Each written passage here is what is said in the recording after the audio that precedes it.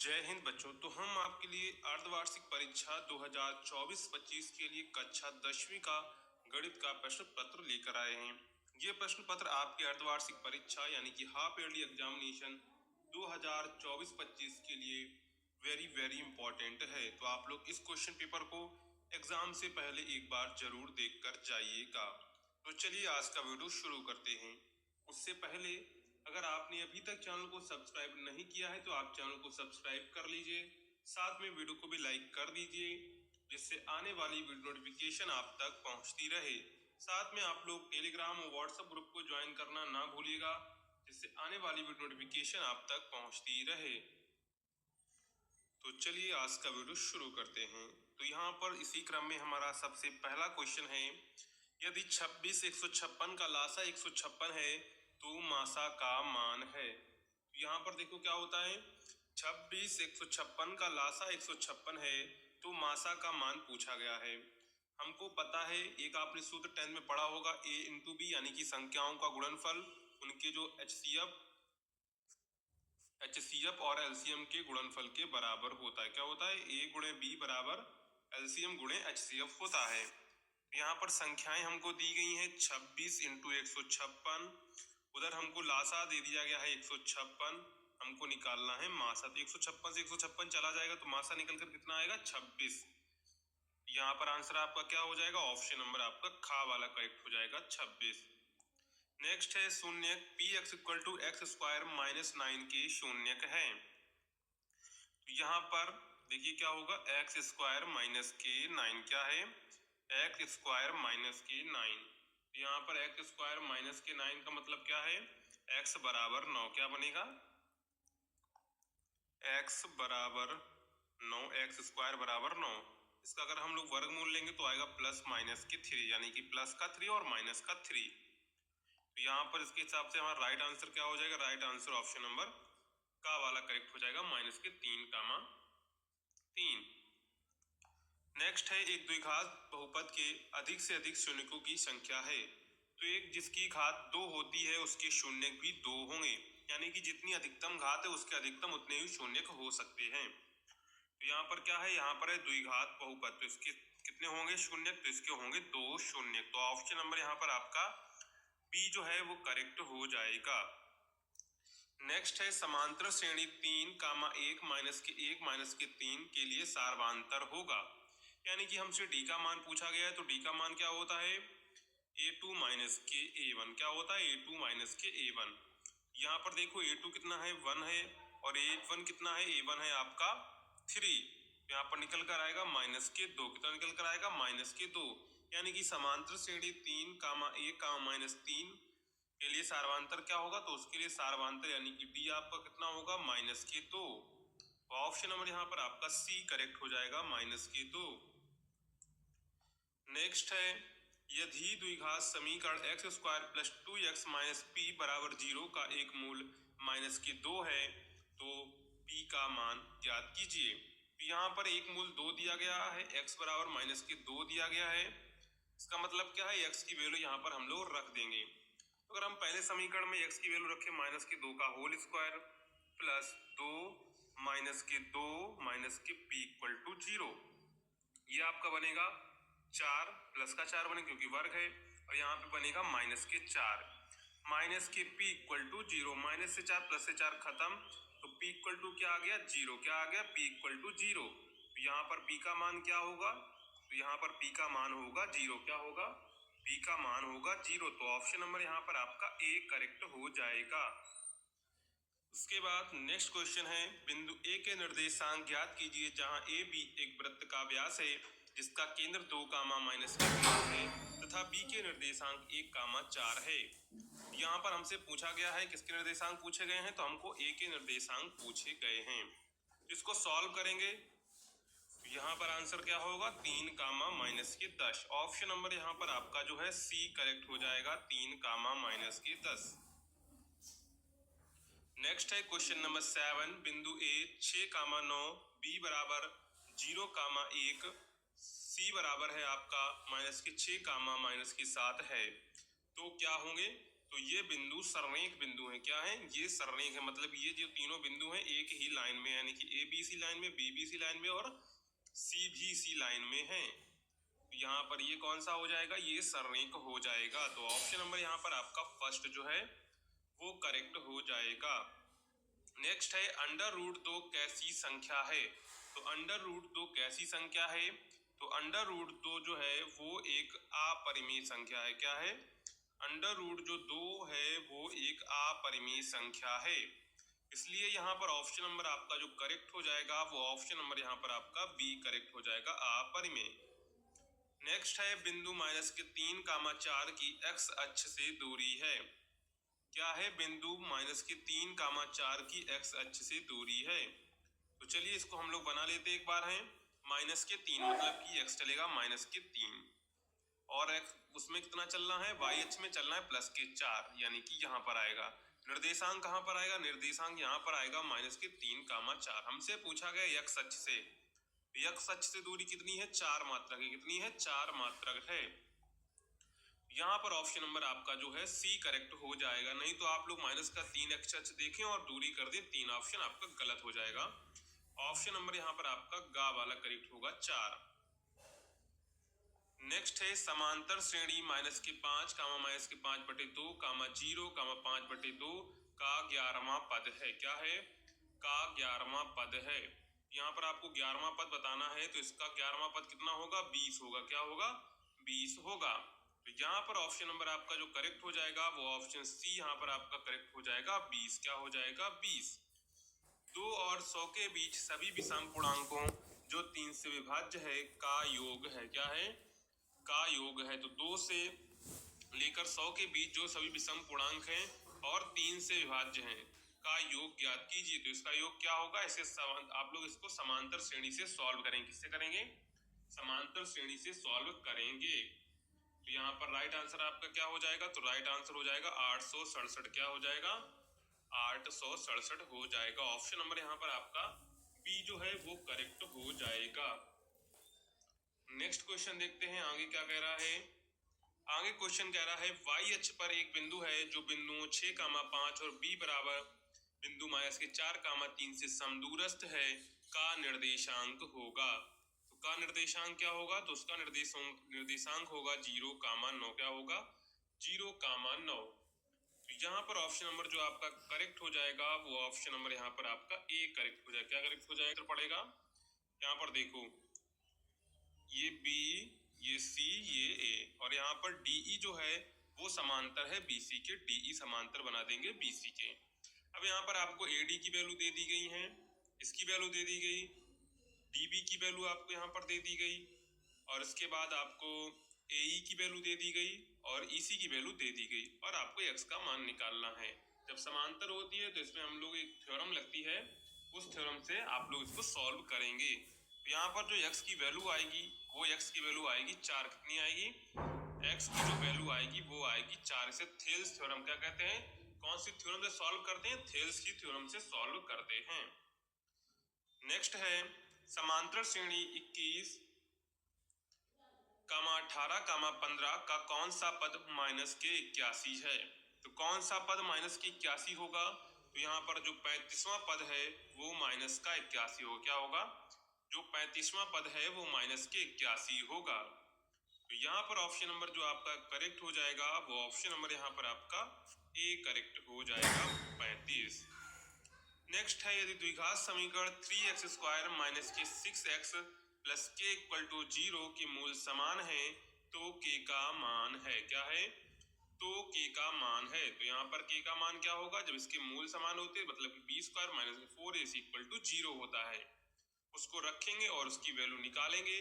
तो आंसर जो k की वैल्यू आएगी वो k की वैल्यू आएगी 3। कितनी आएगी? k की वैल्यू आएगी 3। यहाँ पर ऑप्शन नंबर जो आपका है ए करेक्ट हो जाएगा। क्या करेक्ट हो जाएगा? ऑप्शन आपका जो है ए करेक्ट हो जाएगा।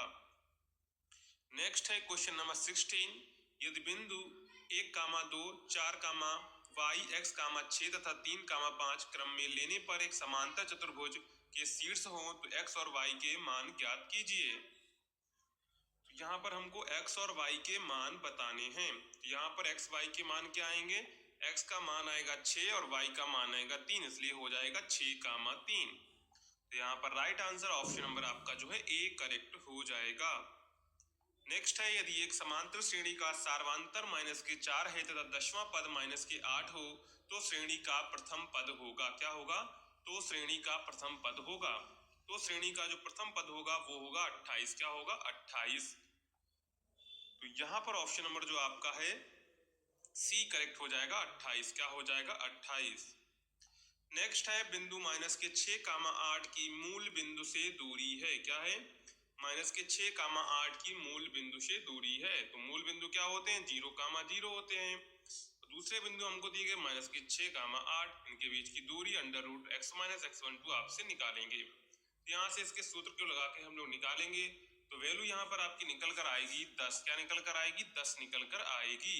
तो ऑप्शन नंबर यहाँ पर आपका जो है सी करेक्ट हो जाएगा, 10। क्या हो जाएगा? 10।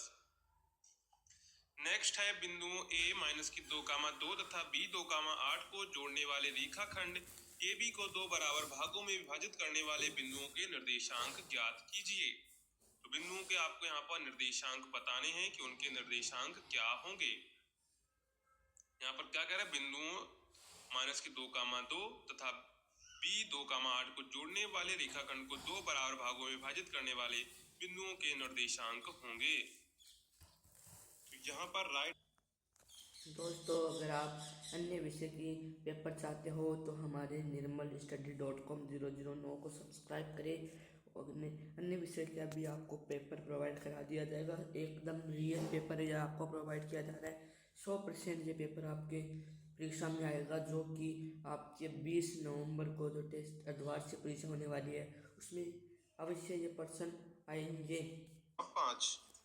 नेक्स्ट है, चित्र में प्रदर्शित बहुपद के ग्राफ के आधार पर बहुपद के शून्यांक होंगे। तो यहाँ पर हमसे बहुपद के शून्यांक पूछे गए, यानी कि बहुपद जो है x अक्ष को जितनी जगह पर काटता है उसके उतने शून्यक होते हैं। तो 1, 2, 3, 4। तो इसके शून्यक कितने होंगे? तो उसके शून्यक होंगे 4। तो यहाँ पर ऑप्शन आपका जो है डी करेक्ट हो जाएगा। क्या करेक्ट हो जाएगा? ऑप्शन जो है आपका डी यहाँ पर करेक्ट हो जाएगा। नेक्स्ट क्वेश्चन देखते हैं। नेक्स्ट क्वेश्चन क्या है? 20 क्वेश्चंस हमारे ऑब्जेक्टिव हो गए। इसके बाद हमारे रिटन क्वेश्चंस आते हैं, जैसे समांतर श्रेणी 3, 8, 13 का 253 में अंतिम से 20वां पद आपको ज्ञात करना है। नेक्स्ट है, यहाँ पर आपको HCF दिया गया है 306, 657 बराबर 9 दिया है। तो एलसीएम 306, 657 ज्ञात कीजिए। यानी कि आपको क्या है? HCF दिया गया है, एलसीएम आपको निकालना है। A × B बराबर एलसीएम गुणे HCF वाला फार्मूला लगाएंगे। नेक्स्ट है, एक द्विघात बहुपद ज्ञात की जिसके शून्यकों को योग तथा गुणनफल क्रमशः 4, 1 है। इसका फार्मूला क्या होता है? x² - के a plus bx plus ab, ये आपका फार्मूला होता है। नेक्स्ट है, रैखिक बहुपद किसे कहते हैं? इसके दो उदाहरण दीजिए। नेक्स्ट है, इंज्ञा उस बिंदु के निर्देशांक ज्ञात कीजिए जो बिंदुओं -1, 7 और 4, -3 को मिलाने वाले रेखाखंड को 2:3 के अनुपात में विभाजित करता है। इसके बाद आते हैं चार क्वेश्चन, इसी में हमको देखने को मिलता है। एक आयताकार बाग जिसकी लंबाई चौड़ाई से 4 मीटर अधिक है का अर्ध परिमाप 36 है, तो बाग की विमाएं ज्ञात कीजिए। इसके बाद क्वेश्चन नंबर 2 आता है, तो आपको किन्हीं 5 खंडों को यहाँ पर सॉल्व करना होगा। जैसे पहला है, दो क्रमागत धनात्मक पूर्णांकों का गुणनफल 306 है, तो पूर्णांकों को ज्ञात कीजिए। नेक्स्ट है, किसी एपी यानी कि समांतर श्रेणी के चौथे और 8वें पदों का योग 24 है तथा छठे तथा 10वें पदों का योग 44 है, तो समांतर श्रेणी के प्रथम 3 पद ज्ञात कीजिए। नेक्स्ट है, यहाँ पर सिद्ध कीजिए कि यदि एक रेखा के किसी त्रिभुज की दो भुजाओं को एक ही अनुपात में विभाजित करे वह तीसरी भुजा के समांतर होती है। तो ये आपको थेस प्रमेय है वो सिद्ध करनी है। नेक्स्ट है, बिंदुओं -3, 10 और 6, -8 को जोड़ने वाले रेखाखंड को बिंदु -1, 6 किस अनुपात में विभाजित करता है, ये आपको बताना है, यानी कि m/n का मान निकालना है। नेक्स्ट है, द्विघात समीकरण x² + 7x + 10 के शून्य ज्ञात कीजिए और शून्यकों तथा गुणांकों के बीच संबंध की सत्यता की जांच कीजिए। नेक्स्ट है, चार क्वेश्चन इसी में, गुणनखंड विधि से 2x² + x - के 6 = 0 के मूल ज्ञात कीजिए। इसके बाद हमारे थर्ड क्वेश्चन से अथवा वाले क्वेश्चन शुरू हो जाते हैं, यानी कि दोनों में से आपको कोई एक करना है जो आपको आता हो। ये लॉन्ग होते हैं, लॉन्ग टाइप के होते हैं।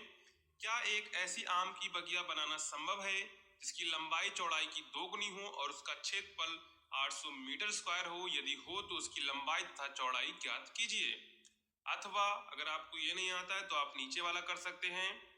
समीकरण 3x² माइनस के 2x प्लस 1/3 इक्वल टू 0 का विविक्त कर ज्ञात कीजिए और फिर मूलों की प्रकृति ज्ञात कीजिए। यदि वे वास्तविक हैं तो उन्हें ज्ञात कीजिए। यहाँ पर आपको क्या करना है, दोनों में से आप कोई एक यहाँ पर कर सकते हैं। इसके बाद क्वेश्चन नंबर 4 आता है, दो समांतर श्रेणियों का सर्वांतर समान है। यदि उनके 100वें पदों का अंतर 100 है तो उनके 1000वें पदों का अंतर क्या होगा? तो 1000वें पदों का भी अंतर 1000 ही होगा।